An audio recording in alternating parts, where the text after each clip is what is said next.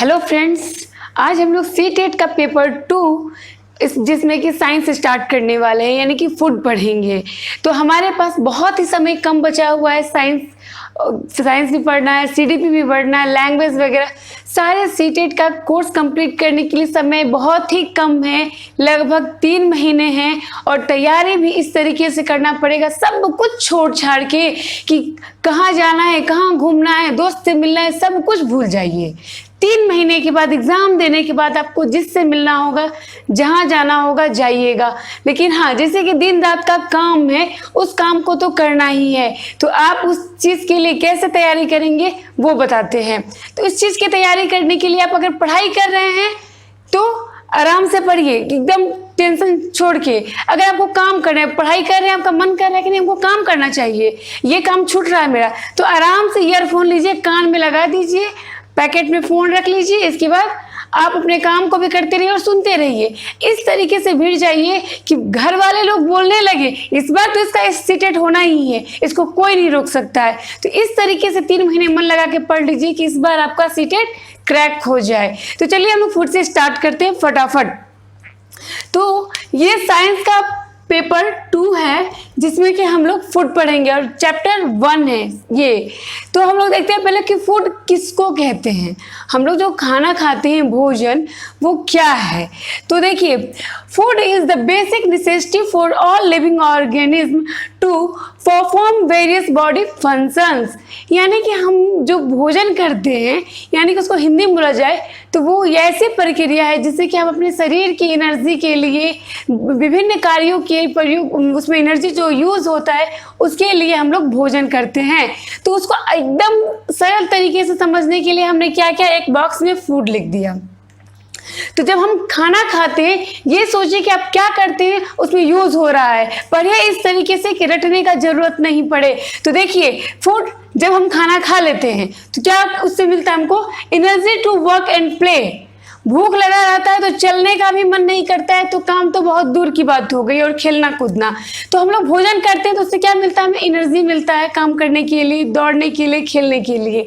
फिर इसके बाद हमारे ग्रोथ में भी ये आवश्यक हो जाता है, यानी हमारे ग्रोथ के लिए भी फूड आवश्यक है। भोजन करेंगे तभी तो बढ़ेंगे, तभी तो मतलब स्वस्थ रहेंगे। इसके बाद आगे रेसिस्टेंस अगेंस्ट डिजीज, यानी कि हमारे रोग प्रतिरोधक क्षमता को बढ़ाता है।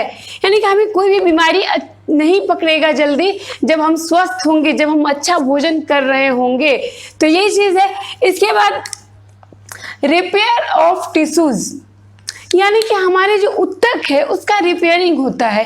अगर थोड़ा बहुत कहीं कट गया तो क्या आप जनरली, अब तो सब दवाई वगैरह लगा लेते हैं, लेकिन क्या जनरली हमने कभी भी छोटा सा कट के लिए दवाई का यूज़ नहीं किया। कोई भी बोरोप्लस वगैरह भी कभी नहीं लगाएं कि वो अपने आप ही ठीक हो जाता है। इसका मतलब ये है कि हम लोग जो भोजन करते हैं उससे जो एनर्जी प्राप्त होता है, तो ये हमारे टिश्यूज़ को रिपेयर करने में, मरम्मत करने में यूज़ होता है। ठीक है। इसके बाद आता है कि सोर्स ऑफ फूड, यानी कि हम भोजन को कहाँ कहाँ से प्राप्त करते हैं।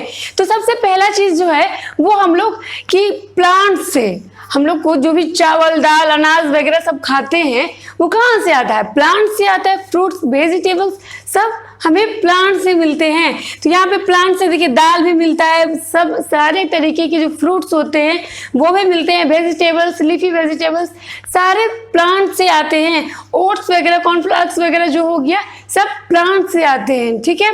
और दूसरा एनिमल्स, यानी कि वेजिटेरियन हो गए ये, और नॉन वेजिटेरियन जो कि हम लोग चिकन, मटन, फिश, एग वगैरह जो खाते हैं। तो जैसे कि एनिमल से आ गया meat, milk, egg, mutton, chicken, fish, etc. ये सब कहाँ से आता है? हमारा एनिमल से आते हैं, जानवर से आता है। तो हमारे भोजन के सोर्स क्या रहे? मेनली 2 रहे।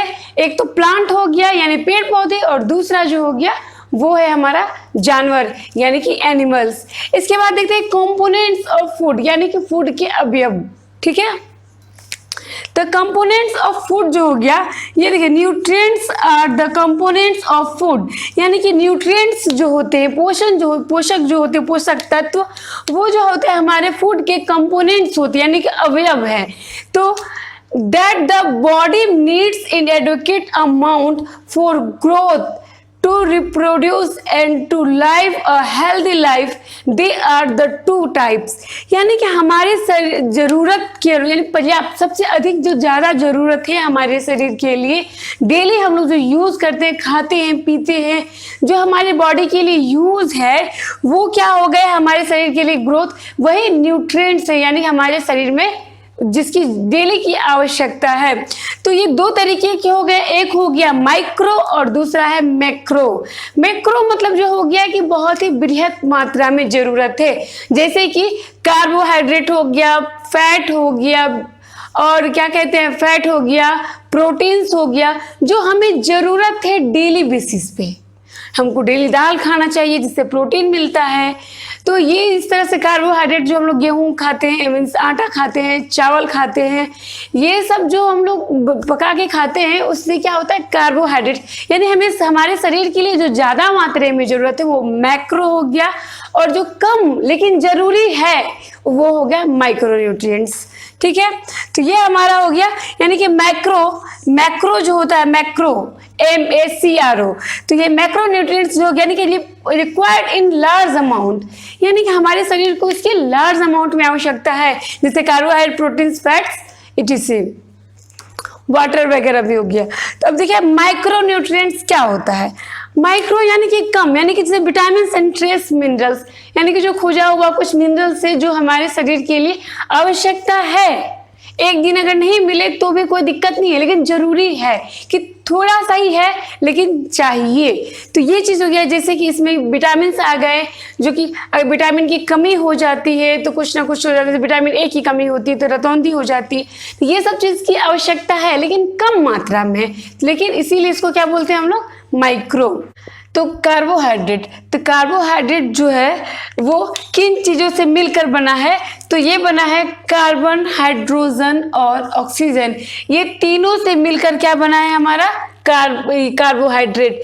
The carbohydrate it is consumed in more than desired fat जो होता है वो जमा हो जाता है, यानी कि अगर हमें जितना ज़रूरत है डेली कार्बोहाइड्रेट का तो वो ठीक है उतना ही ले रहे हैं, तो लेकिन उससे अगर ज़्यादा ले लेते हैं तो क्या होता है कि फैट जमा होता है, और जिसको बोलते हैं लिपोजेनेसिस, यानी कि वो एक समझिए कि एक तरह की बीमारी है कि उसको लिपोजेनेसिस बोला जाता है। तो याद रखना है आपको, लिपोजेनेसिस यानी कि अधिक कार्बोहाइड्रेट अगर कंज्यूम करते हैं, खाते हैं, तो उससे जो होता है वो क्या होता है लिपोजेनेसिस। इसकी बात करते हैं, living cells receive carbohydrate from blood in the form of the glucose. तो हम लोग इससे पहले भी जो पढ़े हैं 10th के लिए, उसमें जो पाचन पढ़ रहे थे तो उसमें पढ़े थे कि कार्बोहाइड्रेट हम लोग जो लेते हैं तो वो मंड के रूप में, यानी कि कार्बोहाइड्रेट स्टार्च के रूप में भी लेते हैं।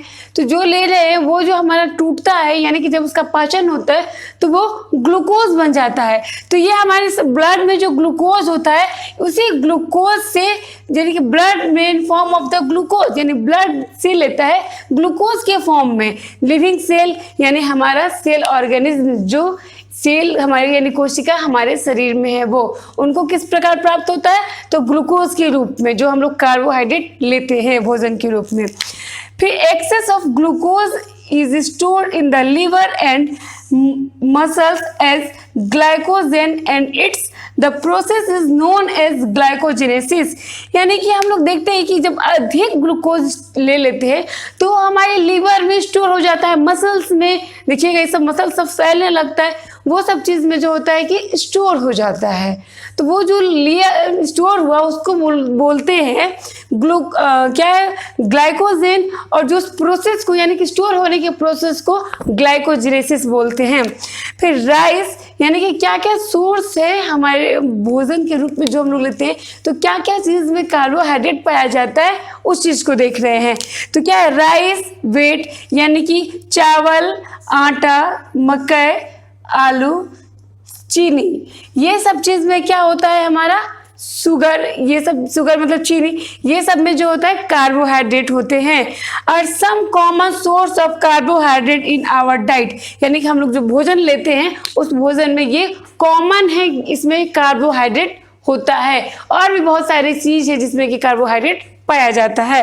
देखिए some fruits like bananas, mangoes and melon, ये यानी कि केला, आम और मेलन हो गया, यानी कि वाटरमेलन सब जो हो गया, वो सब में कार्बोहाइड्रेट पाया जाता है, यानी कि फ्रूट्स में भी कार्बोहाइड्रेट होते हैं। फिर the main carbohydrates found in our food are in the form of starch and sugar, यानी कि मेन कार्बोहाइड्रेट जो है वो किस फॉर्म में रहता है, स्टार्च और शुगर के फॉर्म में, यानी कि ये तुरंत ही, यानी कि देखिए जैसे ही अब वो ग्लूकोज जो होता है, यानी कि स्टार्च, ग्लूकोज, ये सब हम लोग जैसे ही लेते हैं, यानी ग्लूकोन डी को पीते हैं तो इंस्टेंट एनर्जी आ जाता है, यानी कि बहुत ही जल्दी वो, यानी कि कार्बोहाइड्रेट से हम लोग को एनर्जी मिलती है, तो वो एनर्जी जो है इंस्टेंट है, तुरंत ही हमारे शरीर को प्राप्त होती है और उससे एनर्जी मिलने लगती है।